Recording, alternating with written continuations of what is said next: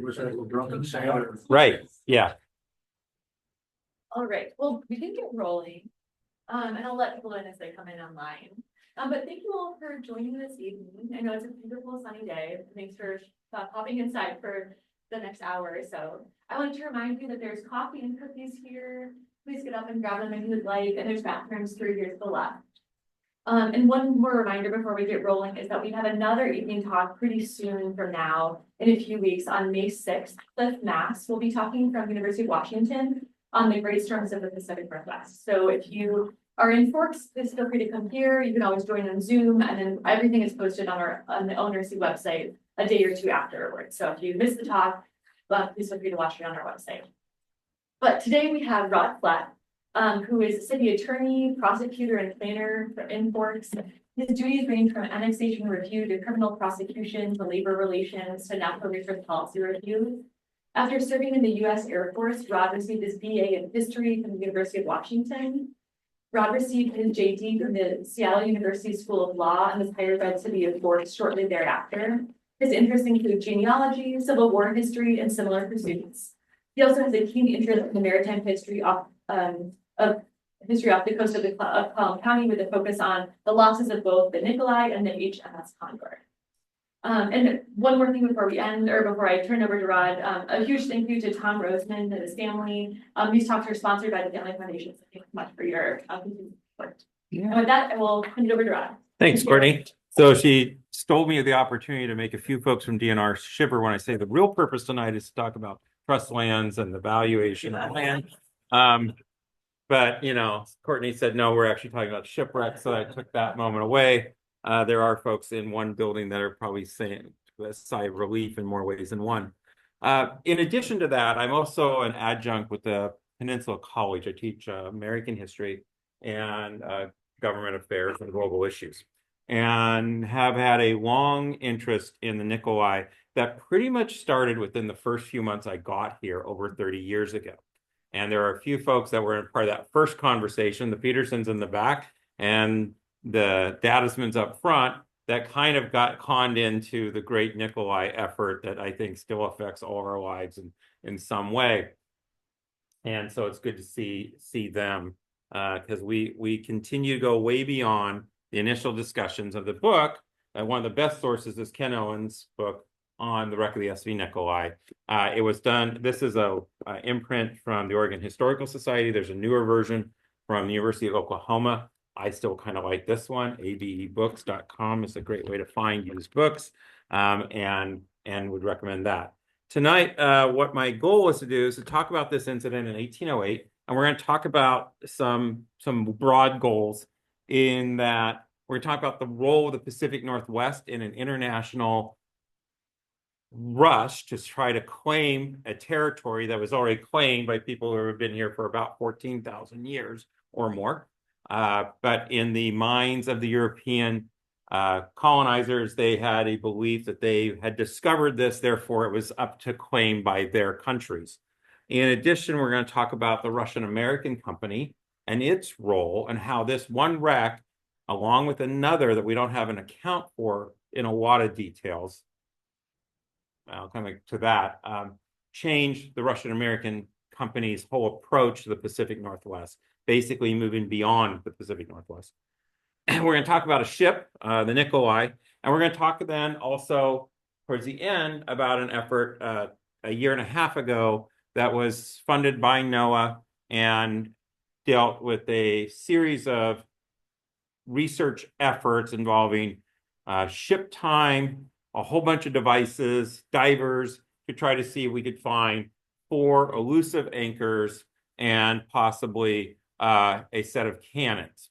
And I won't spoil it, but if we had had those, you'd see some picture of that up here. So first of all, to kind of set the field, I'm going to go back one, because we had these 3 countries very much involved in this incident. The British don't show up in this, though, even though we're still in British claimed territory until 1848. And the 46, 48, 54, 40 or fight, Polk 42. Oregon territory is 42. 42. When we get the treaty is 42. Okay. And but the British don't play much role in this. Neither do the Spanish, even though the Spanish are kind of out because of an agreement they made with the British. But for the most part, this is going to involve the nations of the Russian American Company. So Russia itself, Imperial Russia, the United States, and Hawaii. You may say, what? How? And we'll kind of explain that. The big driver here was trade. And trade has been a part of Washington's maritime history way before Washington was a Washington, and played a role here in that regard. So the other part of this to keep in mind is that the Native American community here was fairly well developed. And we don't have a lot of details from the accounts from European folks on this coast are not as detailed as they are maybe back in Jamestown, where I was a few weeks ago. And so we have these snippets and insights to things, but they're not always in the best light, and they're usually arising out of some transaction event, trade event, or out of a tragic event. So we don't get a large breadth or an insight to day-to-day living amongst the coastal tribal communities. We do get some insights, though, to people, which is why this wreck, I think, is really interesting. We actually have names. We get some personalities that come through this story very, very clearly. And there's also some insight into the idea of protecting one's home, which is going to be part and parcel of this story. But we have to start up with the Russian American Company. And so this is from 1805. This is not showing the Nikolai. They don't have it yet. This is showing one of their earlier trading ships that's there. This is also the second effort by the Russian American Company to have a fort up in this area. They had predominantly been down in Kodiak. The Russian American Company was created by a royal edict by His Imperial Majesty, Paul, the Tsar of all the Russias.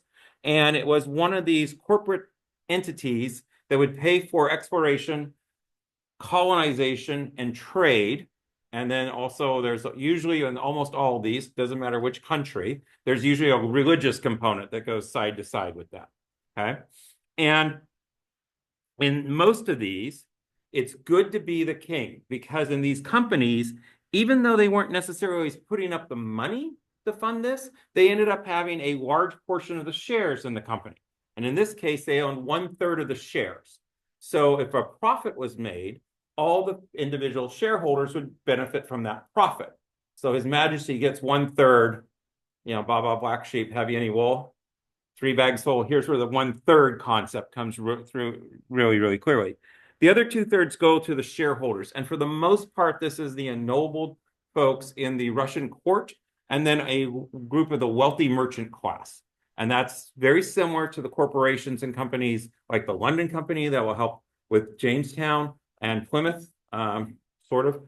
And then a few of the other companies that we'll see around the world. There's Spanish, Portuguese, etc. in those colonial efforts. They were given an exclusive control over Russian America, which is, think Alaska. Okay, that's going to be the easiest way to word this. Think Alaska. Now, and then plus or minus, well, wherever you could go to and no one stopped you, right? Is kind of how that worked. And especially at this period of time, because while Lewis and Clark had made it out here, this was still claimed by the British, sort of, okay, and the Spanish, kind of, and they were still sorting out whose borders was where. So the idea of a set boundary between those countries out here is all in play. And that's one of the drivers of the story. When we started New Archangel, I said this is the second fort. There are 2 battles that occur in Sitka. There's the Old Sitka battle, which is 1802, which is the Tlingit tribe basically tries to push out the Russian American Company and makes great strides in doing so, but they just regroup, reattack, and then force the Tlingit out of this rocky area, fortress, reclaim it, build their own version of a fortress, And the Tlingit then vanish from this area, but cause the Russian-American company huge problems in the region, making, for lack of a better word, it's a blockade of trade routes into Sitka. Okay, so now the Russian American company, because they were more associated with Kodiak and that area, they had relationships with the indigenous people of the region. In this, I'll say Inuit, but it's Quileute and others that are associated in these other regions. The Tlingit probably are not any of the indigenous peoples working with the company. Okay, and the company had an interesting relationship with a lot of the indigenous people that were working with them. It wasn't the same as the Hudson Bay Company, which was kind of a laissez-faire, everybody go along and do, but it was a few degrees removed from that, okay? And not like the British colonial system. There, Sir Johnson, William Johnson, the Indian agent for the British Crown, had his own Johnson Hall and had this whole relationship, but he also had a wife back in England, not to talk about what was going on in Johnson Hall, but there's a whole group of folks that are also his family in Johnson Hall. Okay, he was an exception because he was a peer. That was not normally seen as the norm in parts of the British system to the east. We're going to have a series of people that we need to talk about. Tarakanov is going to be our action figure deserving star in this story, and more ways than one. This guy keeps it together repeatedly and often. He's actually one of the survivors of both, at least one, if not both battles of Sitka. He's definitely a survivor of the second one and is probably responsible for keeping Baranov alive in the second battle of Sitka. There's only a handful of survivors of the Russian-American company. Okay, and literally like that, less than 10 after the second battle. He's one of them. Okay, so keep that whole concept in mind. And then Baranov is the governor general of the company. He is very wanting to make a profit. He has this approach to management, which is yell and scream, walk away, then come back and act like you really didn't do that. But if he trusted someone, he pretty much trusted them for life or with his life. And Tarakanov is going to be an example of that. This is the ship's flag from 1806. That was the standard for the Russian American company. Is the imperial symbols on it, and then the white, blue, and red. This is the world of the Northwest as seen by the Russian American company. And this was, maps are power, maps are knowledge, and maps can make things happen. Now you are presuming the map is accurate in this world. And this is the most accurate map of the Olympic Peninsula the Russians have. And in 1808, they decide to take the Nikolai, and we're going to talk a little bit later about what the Nikolai is as a ship, but just work with me and just say that this is going to be a ship. It's laid out in an odd fashion, and they're going to try to leave Sitka along with a sister ship called the Kodiak with the mission that is known only to the captain, Boygan, who's a person here that is got a Russian naval experience, and he's now charge of the Navy of the Russian American company. So he's on this ship. He's along on this ship with his wife, Anna Petrovna, and Anna Petrovna brings, I'm going to say, handmaids with her. Now they are a Quileute, but she has her own little mini court with her on the ship. Okay. And this ship is going to leave with some 22 individuals. And we've got names for most of them, which is interesting. And we have names in two different forms. We have what Tarakanov will record in his account after this event. And then we have the Hoh bucket narrative, where we have a list of phonetics. Someone remembering what they heard which was spoken in Russian or maybe in Quileute, and we have phonetics that we can try to match up in that situation. Anybody who does genealogy is used to phonetics being a way that the names will get passed on. They have a mission that they are going to try to explore this whole area. They know America and the British are fighting over this area here at the Columbia, not fighting, but claiming it. That's where you have Fort Vancouver, right, down, and Fort Astoria, the American Fur Trading Company and the Hudson Bay Company across the river. And so they're trying to find a place between there and somewhere up near Bay that maybe they could put farmland in and grow vegetables. Because if you remember that picture of Sitka, they're on a rocky island coast and rock doesn't grow vegetables, I've been told. So that is mission one, because they've had numerous starving times up at Sitka where they've had to go down to California, over to Hawaii, get vegetables and produce and things, and bring it back to New Archangel, Sitka, Alaska.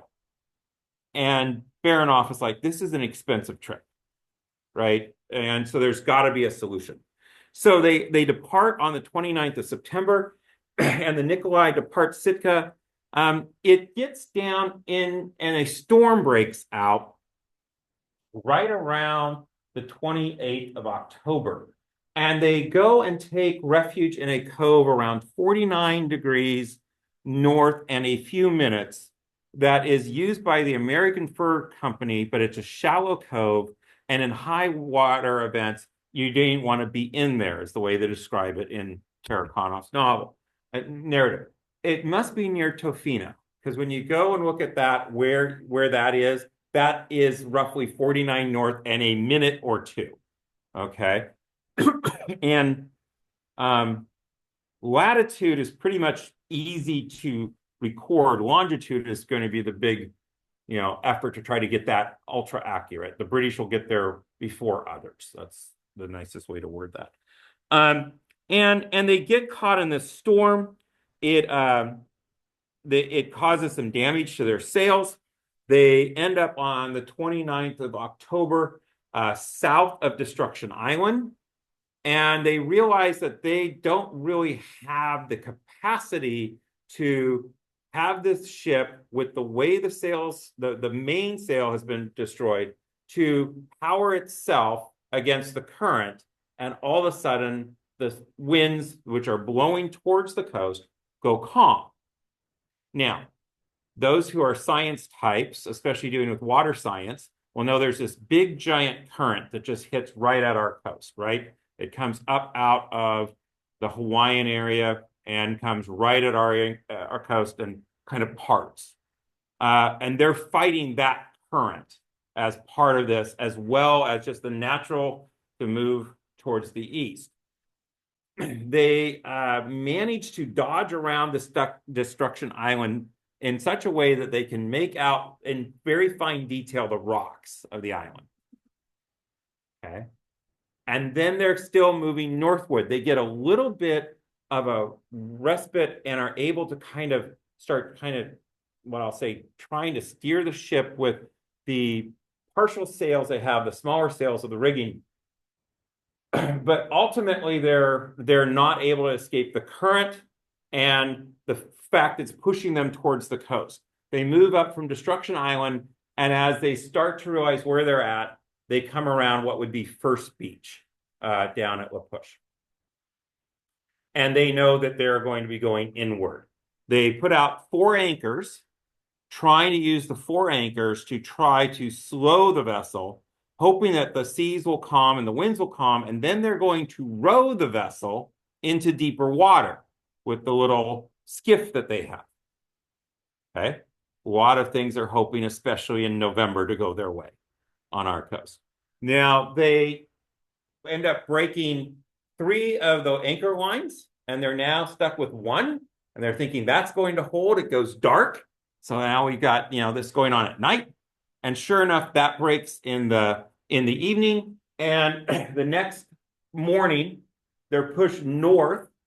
And the description is that they start weighing a channel. It's actually it breaks late at night. So they start weighing this channel towards the beach. And Tarakanov says that it is such a narrow, risky channel that he's not sure anybody could have pulled it off, let alone pulled it off in daylight.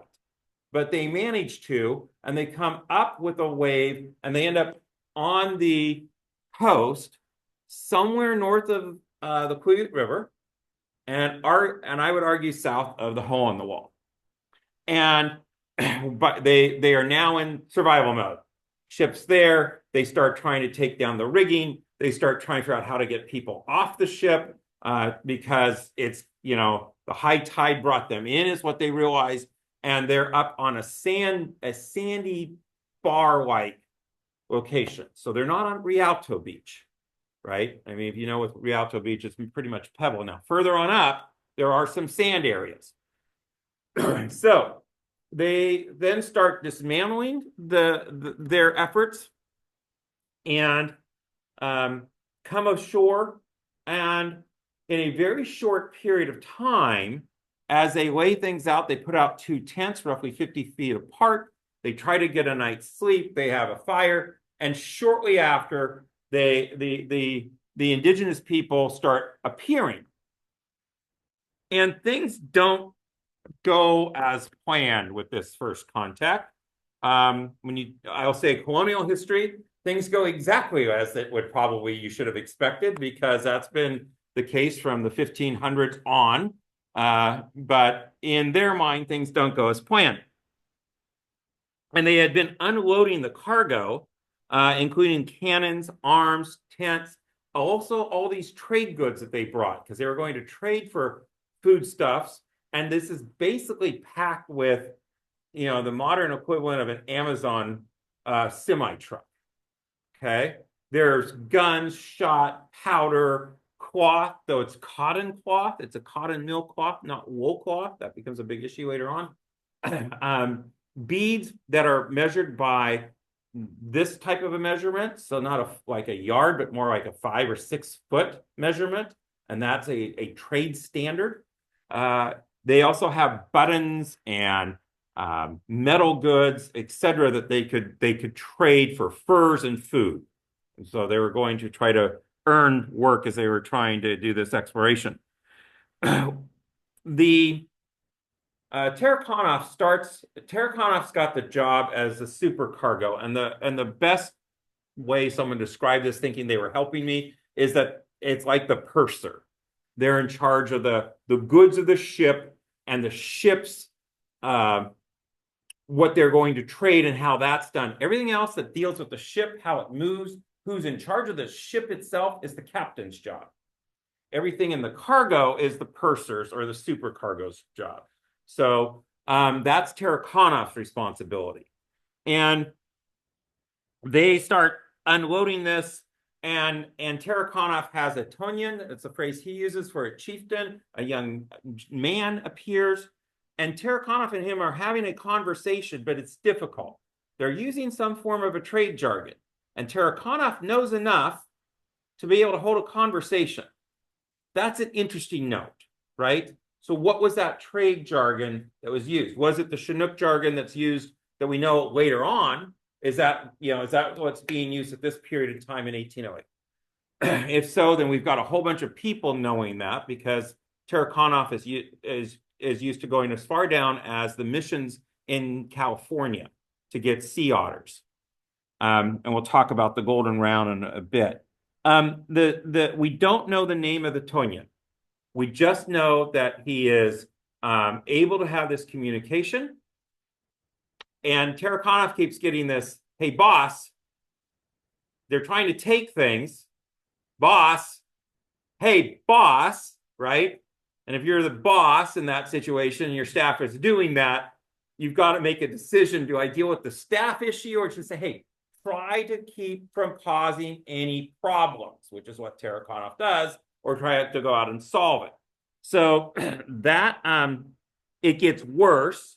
They hear this yelling, and Tarakanov goes out and as he steps out trying to say, he stop, there's a gunshot. And as he comes out the door, there's someone in front of him with a forked spear and a rock. And the guy stabs at Tarakanov. Tarakanov is trying to figure out what's going on as he's grabbing his rifle, right?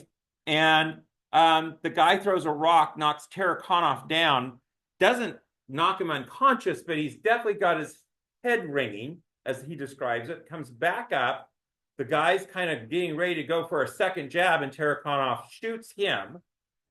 And then there are other, shootings going on, and then suddenly there's this dispersal.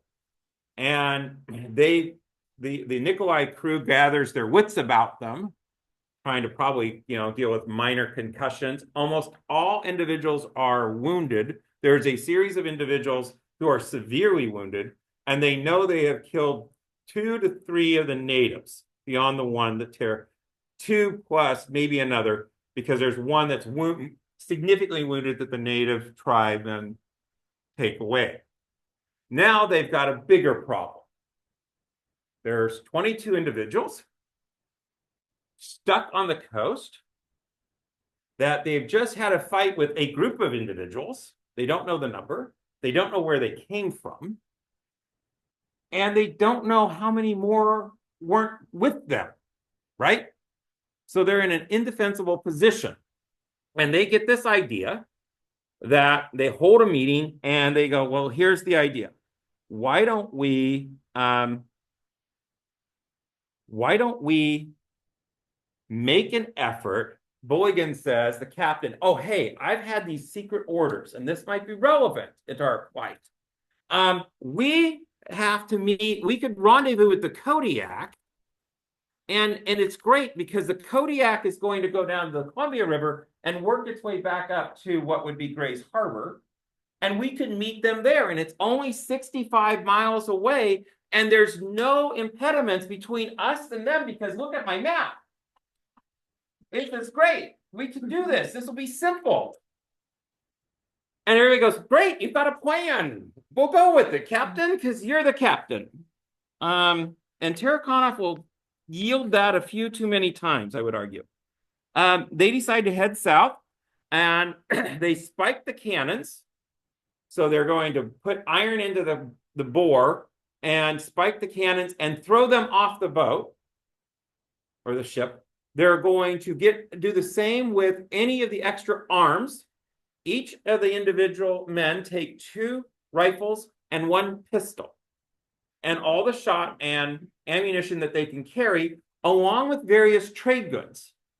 So these guys are basically outfitting themselves like the U.S. Army on a run, right? 40-pound DNR pack test, okay? With everything they can get in there that they think they could use. Not only for themselves, but to trade as they go down this. Now, as they're doing this, a couple individuals, including the Tonian from the day before, show back up and say, hey, we could be your guides. And because they, again, indicate what they're going to do. Probably not the smartest move, but, okay. And they're like, yeah, that's not the easiest route to get. There's a route in through the woods. It's pretty much a straight trail and you can get there much easier. And they're like, no, we're going to do it this way. We don't need you. And they really are pressing like, no, we can be your guides. And Tarakanov goes, yeah, let me just show you something. Now, gotta pause there. How many of you had like U.S. colonial history in college? Okay, do you remember what most colonial first settlers did when they had an interaction with indigenous people? Well, there's something they do first. There's this event. And in this case, Tarakanov goes and takes a piece of wood, draws a circle on it, goes and marches 70 feet away, puts the wood up, walks back, and does what? Shoots it, okay? We are doing a typical colonial show of force. I mean, there are examples of this at Jamestown, before Jamestown at Roanoke, at places like Plymouth and down in St. Augustine, okay? And a bunch of places west of that. And here's what we have. And suddenly the guides aren't all that interested in guiding them anymore. And so they're like, well, okay, I guess we got this clear effort on our way. They use their skiff to get across the Quillayute River. Now, remember what Boykin said, that there were no rivers?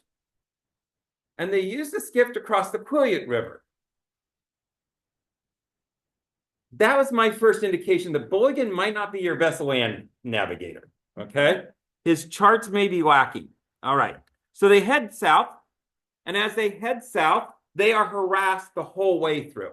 There are accounts where they move inland away when they hit the cliffs that they can't go over. They move inland. One place, it'd be interesting, so it's got to be south of La Push, within a 2-day walk, and roughly a mile in, there is a cliff with a cave in it.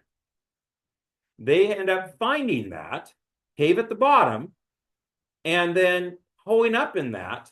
And all of a sudden, for a day or so in the bad weather, and rocks keep tumbling down it. And it isn't until the weather clears when they see these two native individuals run across the cave that they realize that might be the source of the rocks. So somewhere is that cave, right? There's a description that's an interesting one in this. They continue to move their way south. It's snowy rain, so we've got a perfect November day. They come across, they're very, very hungry. At one point, they eat the dog, and they decide, that might be a little later, they decide to trade at a what they call a hut, so probably some type of longhouse, where there's salmon there. They force the trade, saying, here's what we're going to give you because we're taking that. And in a couple times, if there's no one there, they would leave things and take the items. Okay, so deja vu for those who know the Plymouth story on Cape Cod. Okay, with Cornhill, this is kind of the same concept. No one's there. We must be able to take this. We'll leave something and say we made an even trade. Sure, that's the way the person coming home to this group of beads going, what the hell just happened, right? And so they work their way down. They get surrounded the next morning, probably from the person tipping off everybody else that, hey, they were near my hut and they stole my stuff, and let's all get together and stop this. And they use guns again as a way to scare off everybody and then hightail it further south. By the 7th of November, they are on the north side of the Hoh. And they enter into an agreement with with the native members on the south side of the Hoh to be ferried across the river. And the natives make an offering to bring the ladies first with one of their guard. And Tarakanov is like, well, no, we should all go together. We should mix this up. And eventually they are like, well, we can do this in a group of canoes. And the canoes he describes being relatively small, 6 to 8 people. So we're not talking the big giant canoes. And as they get into these and they start paddling across, the individuals in charge of their canoes, the men, reach down, wrap their hands around, and pull a set of plugs tied with a type of rope and jump into the river. The women keeps, going forward. And the party split with this group on one side and this group now making a hard effort to get back to land with their goods and whatever they can carry. They spend the next 5 days cold and hungry and tired. This is when they eat the dog. They're on the north side of the Hoh. They're kind of working around, I'm going to say within a mile or two of the mouth from the way they're describing it. And Bulligan finally just says, I'm done. This is beyond me. This is beyond my ability. My wife's been taken and stolen. He starts having a prolonged mental breakdown. That's the best way to describe what happens to the captain. And it only gets worse, okay? And so they have a battle at the Hoh River. This group now shows back up, a group of folks that they keep referring to. It's a way to say Quillayute, but it's with K's, L's, and ZETs in like a Russian version that they're making in his account. And they fight them off. They have one of their party mortally wounded. They take him with them, and he eventually begs them to leave him behind. And they agree because they figure he doesn't have much longer to go. Whether or not they left him behind with a gun is an interesting question, especially about where we are. We think we're within a mile or so from the mouth of the Hoh. I should try to come back to that. Okay. A week later, there is this effort to try to convince the natives are asked to come back. Anna Petrovna is on the other side, supposedly, and of the river. And hey, if you give us 4 guns, shot, and powder, we'll give you her back. So, ladies, I don't know how to word this, but you know, that's what the captain thought the value was, because he's more than willing to make the deal. Okay, and Tarakanov is like, no. I'm quite certain he would use in my family a legal vernacular starting with an F. No, and because we're not giving them guns. Now, there is some indication that some of the natives had guns, because when I was reading the account again, I read this every time I do this, and there's a reference to them having some guns, but you don't hear guns being used. So, do they have guns without the shot and the powder, and it's a prestige thing? You know, I mean, there's some questions there, right? That every time I read this, like, I'd like to know more about that. This is around the 20th of December. They eventually will decide that they are better off to say, no, they're just going to work up the Hoh. And when they work up the Hoh, now remember, that's where we're at in November. It's a lovely place to be in November, right? I mean, there's nothing there. It's all sunshine, rainbows, and unicorns. I'm looking at the Petersons who live up there. Never have to worry about like a river washing something out, the rain coming down too hard, rain and snow happening on the same day, rain, snow, and sun actually happening on the same day, right? And so they decide to go upriver, and they build a fortified cabin. And the style, if you later on, there's a monument on the Upper Hoh, I'll show. That's a variation of what we think the blockhouse might look like. Just put some fortifications on the corners or on the ends. That would have been a pretty common standard. And Tarakanov, having seen forts at Sitka being built, probably had some idea like, no, we actually need walls with trees. Okay. And it's going to be rectangular with sentry boxes. It's also going to be limited by amount of weight men could carry for solid pieces of wood, right? So you can't have something 60 feet long unless you have multiple pieces, right? There's some limits on how big of a thing you can build in this situation, which is why a lot of the initial houses and settlements are a certain size. It has a lot to do with weight and the ability to move things by individuals. Now, they'll spend from the 10th of December till the 8th of February in this area. And they finally decide to head downriver. And they're going to try to figure out something because this isn't working. They even had the idea, the genius idea, and I did not have this gel in my mind. Tarakanov goes, well, how about we try this? We'll just go all the way up to the top of this river. It'll probably have a lake. And then we'll cross the lake and we'll come down on the other side of the mountains and we'll just walk to wherever the Kodiak is. Or to the Columbia, because it can't be that far. I mean, what the actual blank? Pick whichever letter you want to use there, because that's going through my mind going, oh, these poor folks.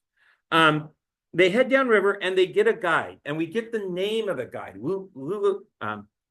Quileute. And it's an older member, native, who says, how about I guide you?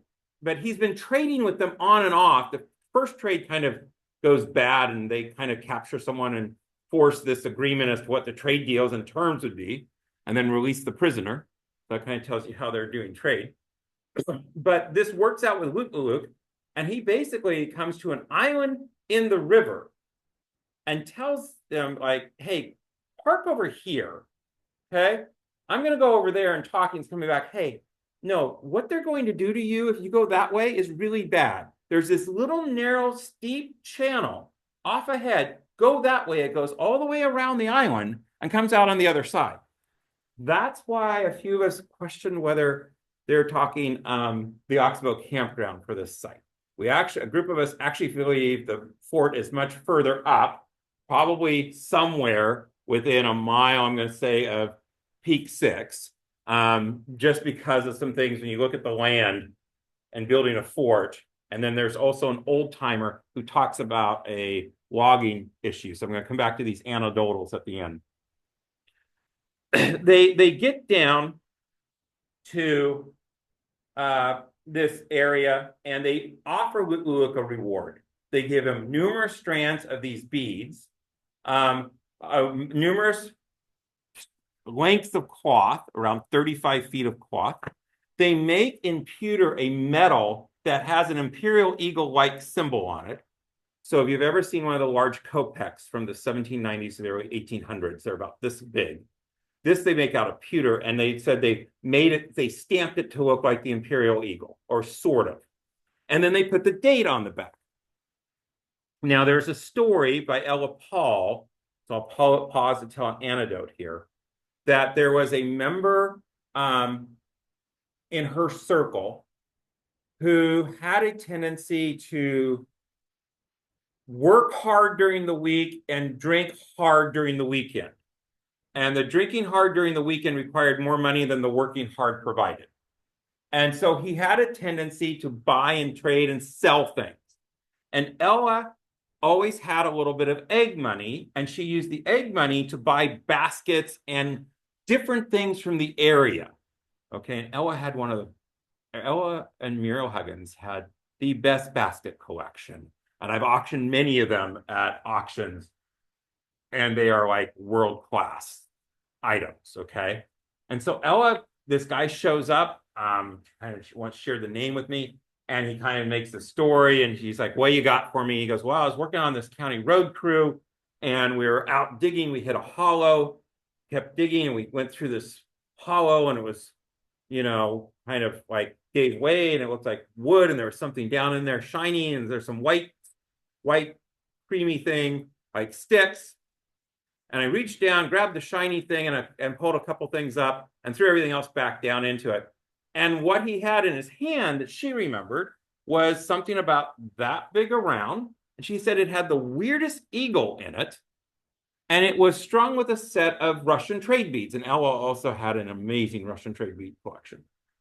And she goes, he wanted like $5 or $8. And I'd already used the money to buy something for the kids and pay this thing at the school. And he wouldn't let me, keep it. And he kind of wandered out into the night. He died over the course of the next day or two.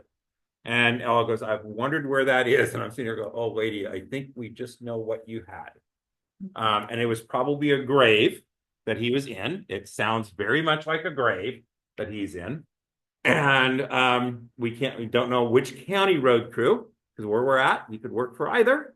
That boundary was a little amorphous, still is when things go bad, as the former mayor can attest.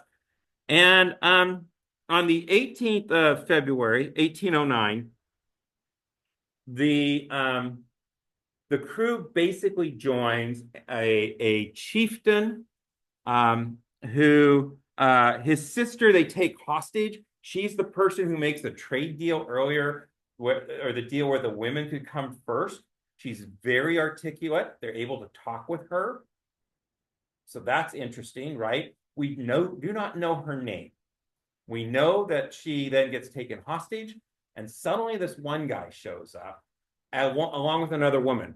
And the other woman's husband shows up and says, don't kill her. Don't kill either of them. I will bring someone back and we can make a deal. Karakana's like, okay, fine. But we're just going to move away from the water because the weather goes bad. When they show back up, the guy who shows up on the other side is a guy that it's his sister. He shows up in a European cut jacket, trousers, and a beaver hat, but it's all native style. Okay. So that right there is a really interesting picture, right? And they're having this discussion about how they could get Anna Petrovna back and, should they get this and should they join?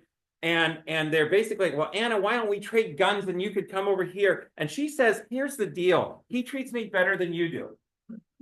That's to her husband. Okay. The guy basically just falls apart. This whole mental breakdown thing hits with like huge levels here to where he's incapacitated. And Tarakanov goes, we don't have a choice here. She's saying she's been better treated.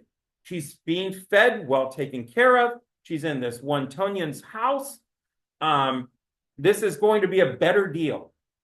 He votes, along with 5 others, including Boykin, to go with her.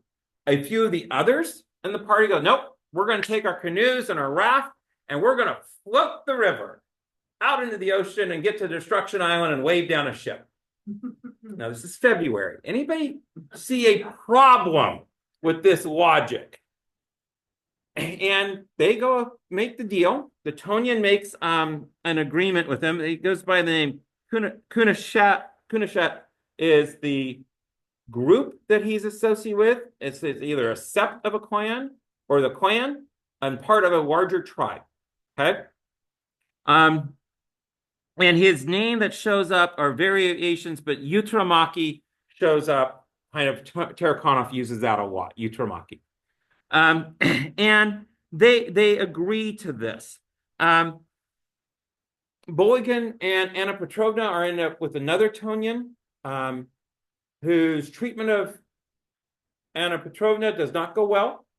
Boykin, she dies. Boykin will shortly die of consumption afterwards. I just think the man's done, right? I mean, Tarakanov will go off and become part of Utamaki's community somewhere up in Nia Bay, probably over Makah Bay, because he builds a fortified house on a point where he can look out over the ocean and see other water. And it tells us there's not many places where you can do that, right? And makes a war rattle. The war rattle is a boatswain's whistle. It makes this weird, just eerie sound. He also is able to do metal work and makes a little forge so that if he's making bog iron, that's going to leave a mark, right? And there is a person that I was talking with Makah Natural Resources who has a pretty good idea where this might have all been. Because she's like, there's a thing I remember about 15 years ago going, what the hell is this? And what you're describing, Rod, is kind of what I was seeing. So, that's somewhere out there. He also builds a kite and flies a kite. And he makes these big platters and carves these big platters. And these are things Utamaki uses to increases his power. Utamaki uses the war rattle when he's on war to scare off or run or control things. There's a food shortage that's talked about in the winter of 1809 to 1810. That's important because there'll be another one of those shortages, and about 20 years later, food predominantly is salmon. So if there's a food shortage in 1809 to 1810, you can't blame the loggers for this one. But it's interesting that there's that one and there's one in the 1830s. So there may be some long-range cycles that are showing up that are being referred to. And in another discussion about the ship, the Cadbarrow, the Hudson Bay Company, there are records of what the Cadbarrow is paying for fish up in some archives. Now it's in Edmonton. It's not out in the middle of nowhere where HBC used to be, where you could probably start getting some idea of what, based on value of salmon paid by traders, what the salmon population was. Was it normal? If they're getting really cheap, must be a higher population. If they're paying a large sum of money, must be a low population. I think that'd be an interesting thing to do, to try to do some early, not pre-contact, but early contact ideas on salmonids. In the 6th of May, 1810, Captain Brown on the Lydia shows up he has already picked up 5 other individuals and bought them back. He makes an arrangement to buy everybody else. The arrangement is forced. There's a lot of times they basically start taking hostages and say, here's the deal. We'll release them and give you this price per individual, or we'll just take him. However you want to make the trade, it's fine, but here's the terms. And they have to do that a few times, including going all the way out to sea, because one of the guys is in the ownership of someone who's on a whaling mission. Okay, and then next day, here's some of these canoes 15 miles out, and have we got a deal for you? Okay, we'll release your guy, and here's all the things we promised, and go on your merry way, including shot, powder, and knives. No guns. Okay. And on the 9th of June, Tarakhanov's home. And he'll eventually give this story, an account, to an individual who writes it down. And this is that Golovin interviews Tarakhanov at Sitka. That then gets shipped to the Russian-American company back in St. Petersburg, and then gets published in the newspaper in 1822, makes it into a German publication, and then it works its own way down, and with a Hoh bucket narrative being added. These are examples. This is Golovin. Actually, there's another intermediary there to Golovin that helps with this, but he gets the credit, and he's wearing the uniform, so there you go. And then it shows up, Adelung publishes it, and then it shows up in an English publication. And the way the English handle this, it's a jab at the Russian-American company and at the Russian Navy. Okay, England by this point is controlling the seas. The sun will not set on Her Majesty's empire. We're about 20 years away from that, but the sun's setting only on a very small part of the world at this point in their mind, and Russia didn't count. And so they take some jabs in this. It's the English publication of the account. This is from a kid's book. Someday I will find a copy of this because of this. This is a woodcut of the Battle of Wapush. And there are some interesting things that kind of match the description, but I think the spears might be actually different. There's a spear type where it's a Y, kind of almost like a pitchfork, that has been found in some archaeology sites. And then this type as well. The way the Russian men are dressed, probably is very accurate. The Quileute it looks like there might be other clothing that they're wearing here, because look here, right? And then there's something here. So, they did get, after this battle, the crew picks up a whole bunch of rain gear from the Quileute and use that. There's a whole bunch of discussion about how foods are preserved in bags of seal skin, and then closed and kept. Caviar is also roe. That's the word. How roe is provided and traded in these sealed pouches.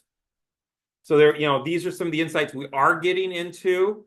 How a European is seeing someone on the coast living, right? We don't necessarily know whether it's all the time or just when they're trading, or just, but they're seeing this interaction that we do get some insight to.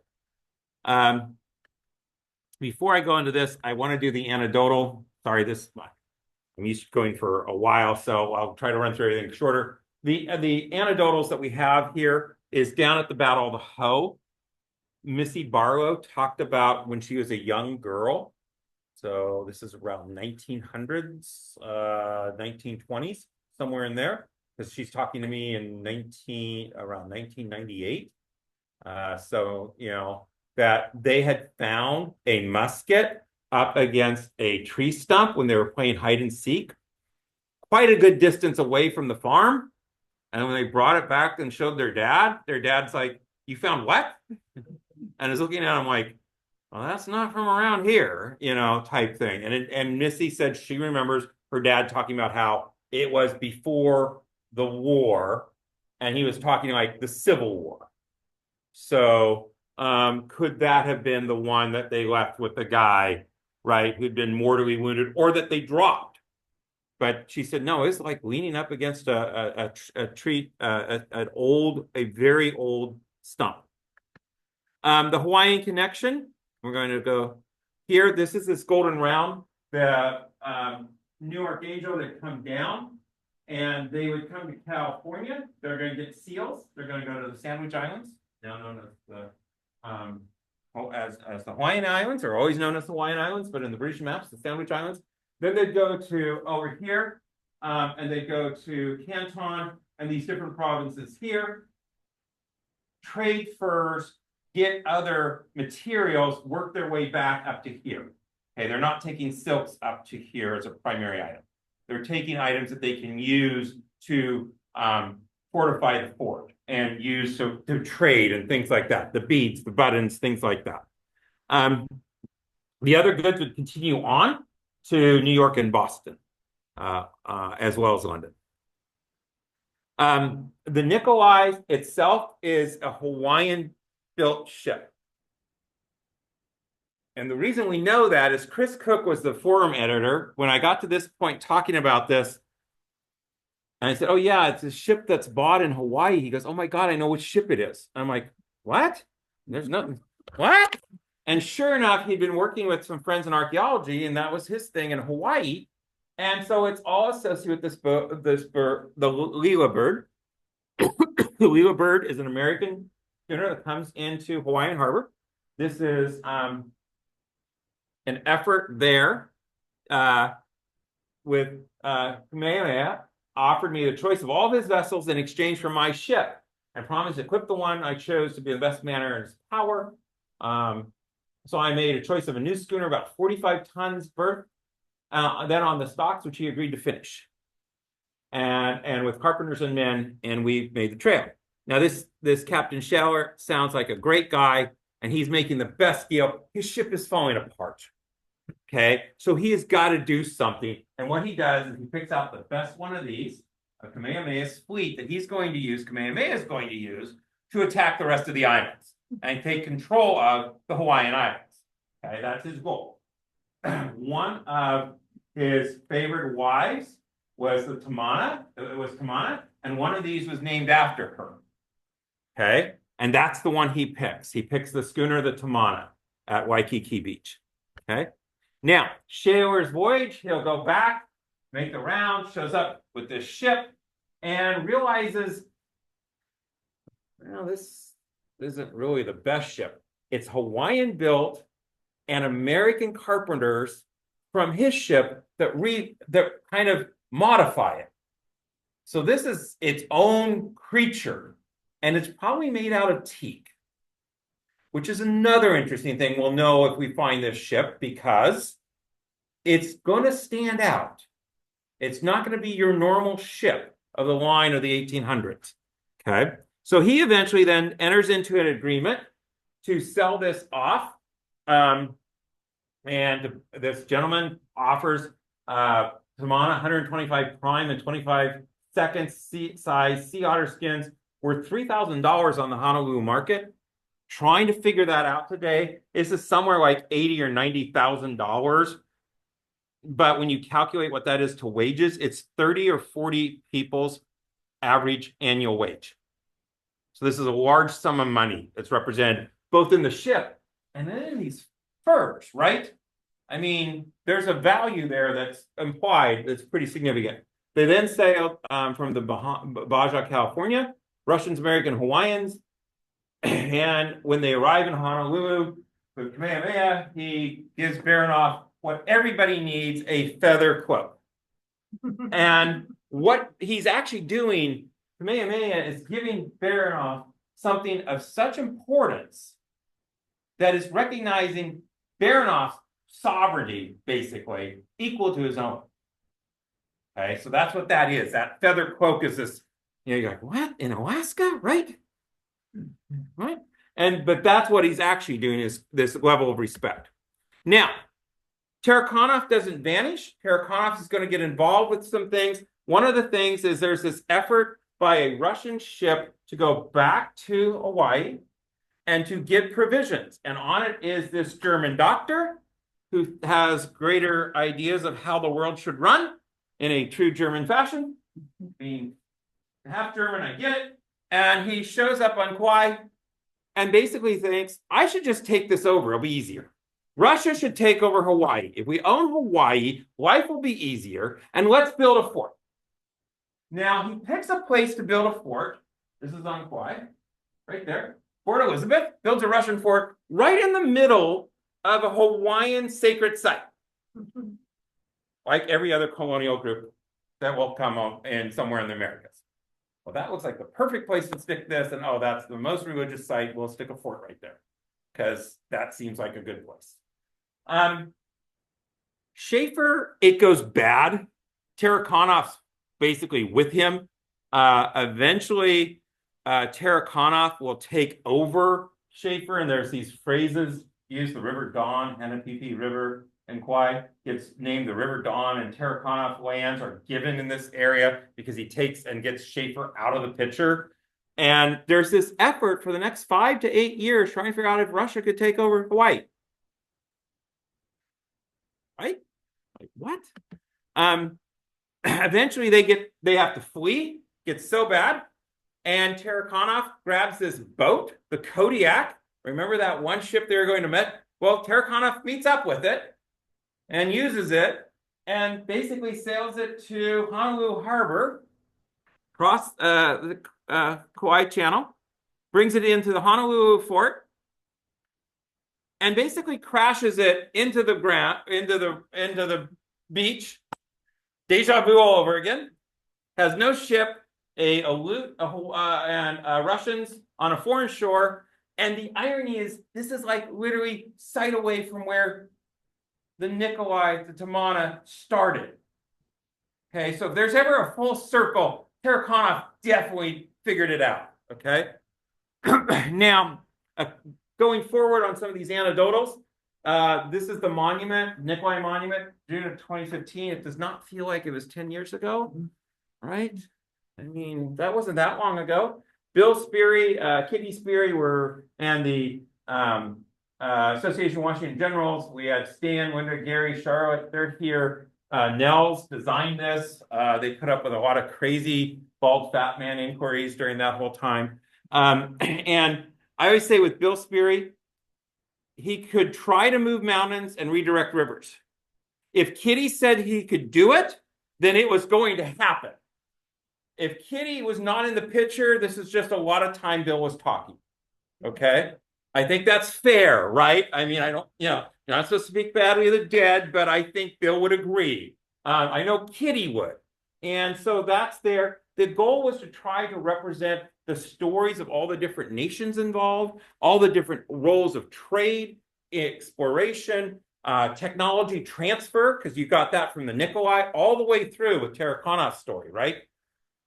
and so this is a thing the Peterson family maintains. There's a great walking trail all around it. Definitely pull off, take a look if you get the chance on the Upper Hoh Road.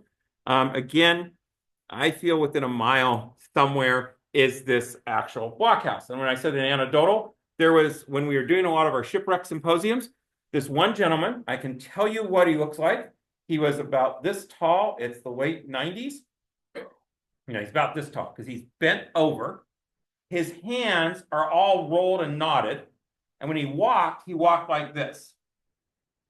And he goes, when we were logging in the Hoh Valley, in the Upper Hoh, he goes, it's weird. Do you know what that blockhouse would look like or how big? No, sir. No, I would love to, but no. I'm like, why? He goes, well, there was this set of nurse logs in a rectangle with a nurse log on each end. And we just thought it was the weirdest configuration. And we couldn't figure out what had been there. I'm like, well, he goes, 1940s. So how big were the trees? He goes, oh, son, they're bigger than you could put your arm around. So you start doing the math. And so we'll do it. He goes, no. He goes, I'll get back to you. And he walks out the door. Did I ask him his name? No. When I describe him to people, I've basically described a whole generation of men in forks. Have I ever seen him again? No. Okay, so that's one. The other anecdotal is right here. That is a block and tackle. It is made out of Hawaiian, or an Asian wood.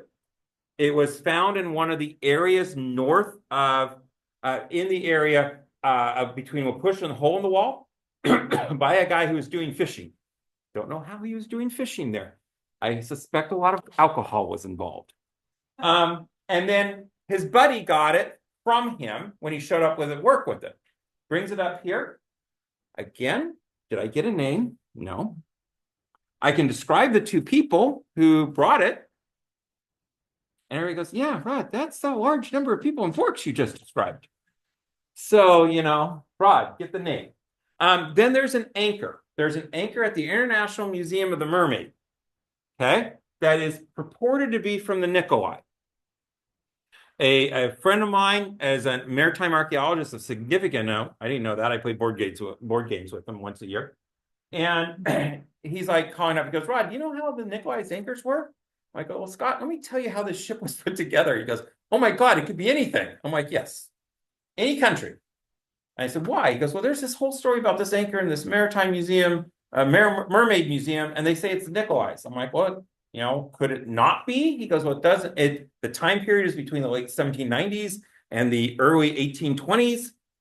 There's no way to test the irons, unlike lead, where we can get like if it was lead, we can get an idea where the lead was mined. There's all these tests you can do. We can't do that with this. So that's another one of the anecdotals.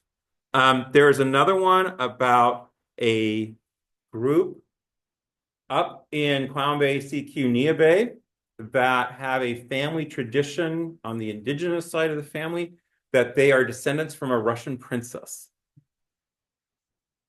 And they always thought that was the strangest thing until the gal was in my talk going, hey, could we have a talk a little bit about who was with Anna Petrovna? And I said, well, let me read you the description of her with her red hair and blah, blah, blah. And the face goes silent. Okay, Rod, and leaves. I've not seen that person in 5 years. So, now in 2023, because of a lot of these type of presentations and a group of us pointing this out, how significant it is, there was an effort to try to find the cannons and the anchor. We are literally looking for a needle in a haystack bigger than this room. Okay, that's the task. And so the discussion, and this is the formal report, and I can get it to Courtney, and then she can maybe link to it. And this is the effort here. Sorry, this is terrible. Let's see if I can zoom it in. It's put together by NOAA. They went through this whole process. And when I say they, Madeline Roth and Katie Wrubel and Miller, it says Eric. And then all these people on the side here are supposedly participants that provided something. Now, let me talk about the bald fat man that's listed right here. What he provided was a half-hour tribute to Neptune every time the sea petrel spun on a dime. Okay? Because it literally can spin on a dime. I mean, like, oh, sorry, going the wrong way. Right there. It's a hydroplane. Not right. Sorry. Hydrofoil. Felt like a hydroplane when it spun is all I'm going to. What? Catamaran. Thank you.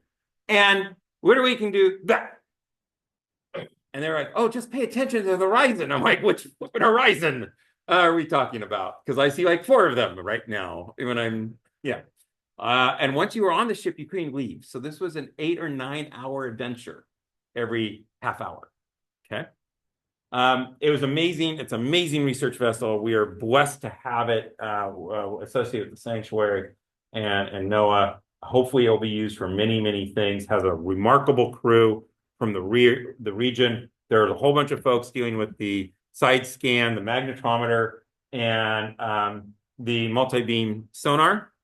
And this is an example of what they did over those days they were in the water.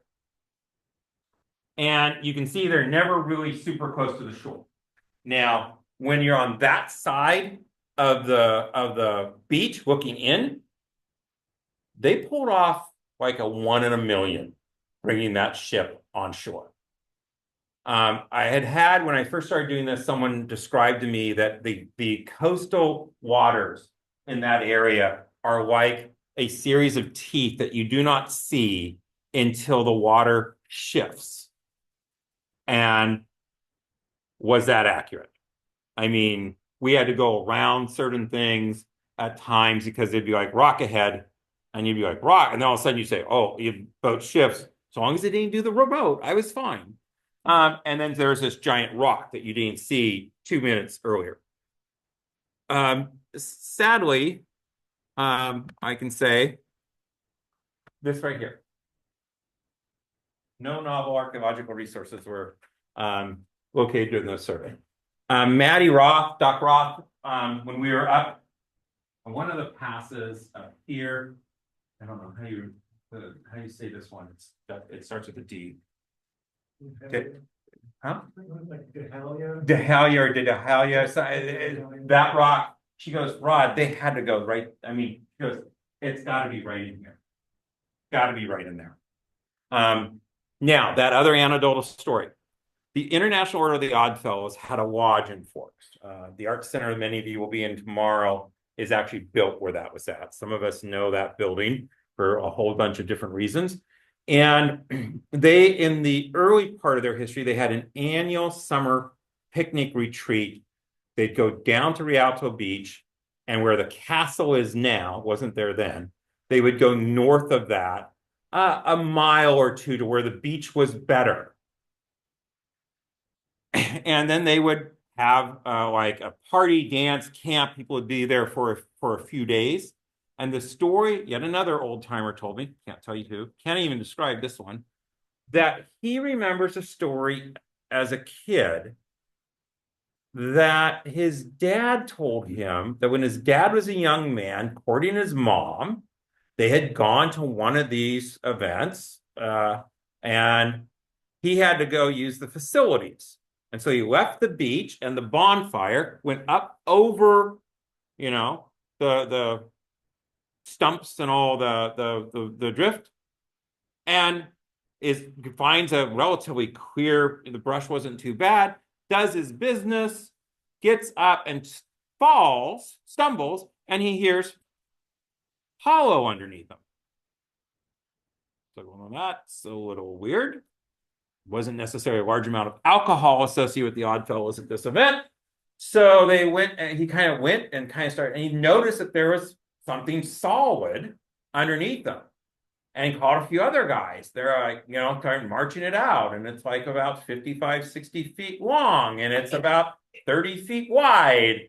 And he goes, yeah, but they never, you know, there's always like, well, that's kind of weird. Wonder what that was. Someone must have built something out here and forgot about it. Who the other someone was? You know, what? Well, could be the tribe. Okay, that makes sense. I could see that. Did you? Well, no, we just kind of, now I think about it, you know, Dad said they never really thought about it. You know, kids and life went on. So could it be up over the line? We know it catches fire. We know the Quileute tribe uses the people in that area go and basically try to scavenge everything they can off of it that the crew doesn't leave with, including these Russian trade beads. We know a group of the Russian trade beads end up in large quantities in the area around the Coast Guard station, because they show up in archaeological efforts that are there. They occasionally apparently showed up and also like in the outfield. There's one or two of my former students that say, oh, you know, Mom always talked about these beads she found out in the outfield. Do you think? I'm like, sure, probably. You bring up, you know, just show us, maybe we see. And then there's these are the details of everything there. They went out and looked at the Lumut at the Temple Bar. This is, if you're in the details, on-water survey operations result in 10.89 square miles remote sensing data. Now, the good news is whatever, this report's available publicly, but all the data is. And I was like, well, can they use that for making better maps? And they go, well, it's not map quality, so they can't use it for the official charts.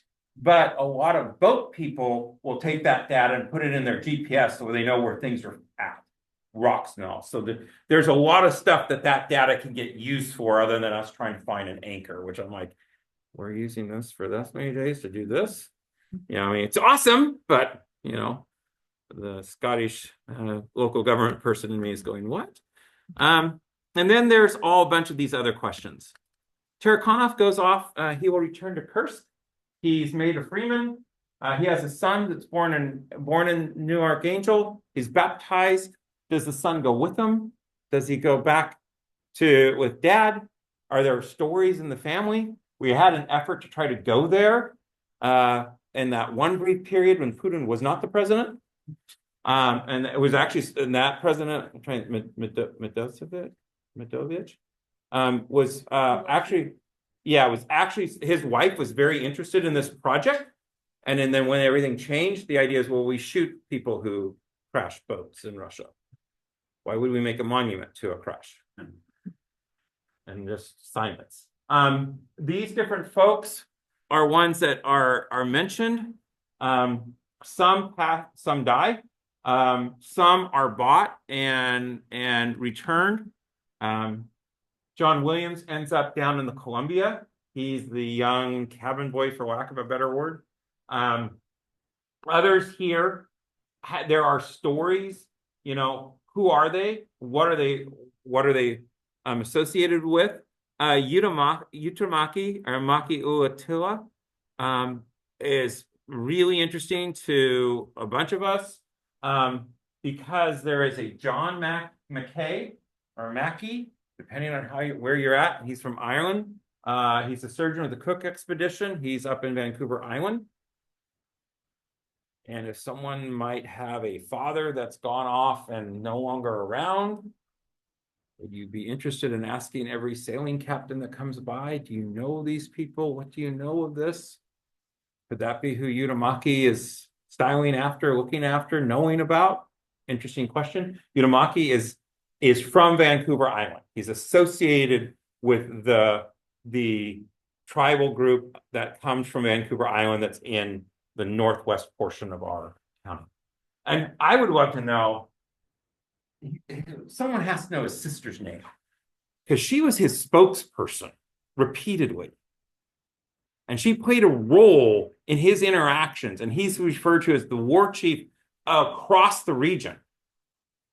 So this early woman diplomat would be awesome to know who that is, right?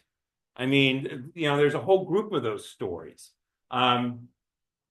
This is Maria taken in by the Hoh, and others here. Did they leave a story? Did someone have a tale? Is there a family legend out there about these individuals? Are there accounts like in Captain George Washington Aries?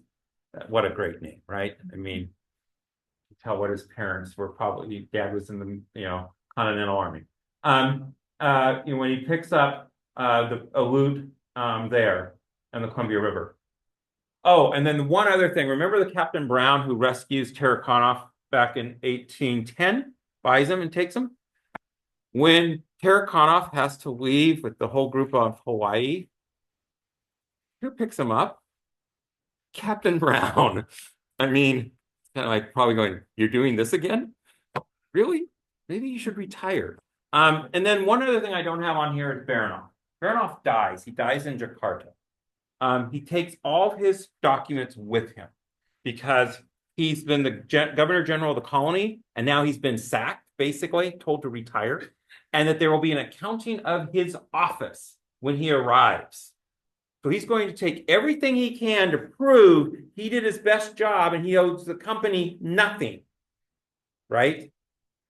His papers are not part of the papers that the United States gets when they buy Alaska. Okay, because they're missing. They supposedly went missing with him in Jakarta. One of my questions is there a weird mission somewhere that has something in the attic in a language they do not know what it is, and all they know is it was a lot of things with numbers, and they just keep it in a trunk because no one knows what it is, right? And what information would it maybe have there? So I went way over our time, Court. So I'll answer questions if you've got them, but hopefully wasn't too long of a go on this. So.